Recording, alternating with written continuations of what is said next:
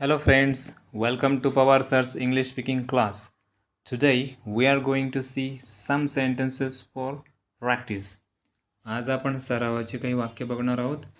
या वाक्यांवरून तुम्ही स्वतःची उदाहरणं बनवायचा प्रयत्न करायचा आहे आणि मला कॉमेंट्समध्ये तुम्ही पाठवायचे आहेत. यामध्ये तुम्ही कर्ता आणि क्रियापद बदलून वाक्य बनवू शकतात. पहिला आहे, are you having to work with them? तुला त्यांच्यासोबत काम करावे लागत आहे का? Are you having to work with them? Is she having to pay more money? तिला अधिक पैसे द्यावे लागत आहे का? Is she having to pay more money? Are they having to postpone the meeting? त्यांना बैठक लांबणीवर टाकावी लागत आहे का? Are they having to postpone the meeting? पुढचा आहे, is papa having to drive via Dhule? बाबांना धुळे मार्गे गाडी चालवावी लागत आहे का? Is papa having to drive via Dhule?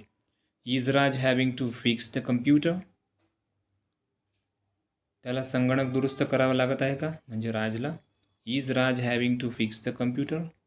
जर तुम्हाला व्हिडिओ आवडला असेल, उपयुक्त वाटत असेल तर लाईक करा, शेअर करा, सबस्क्राईब करा.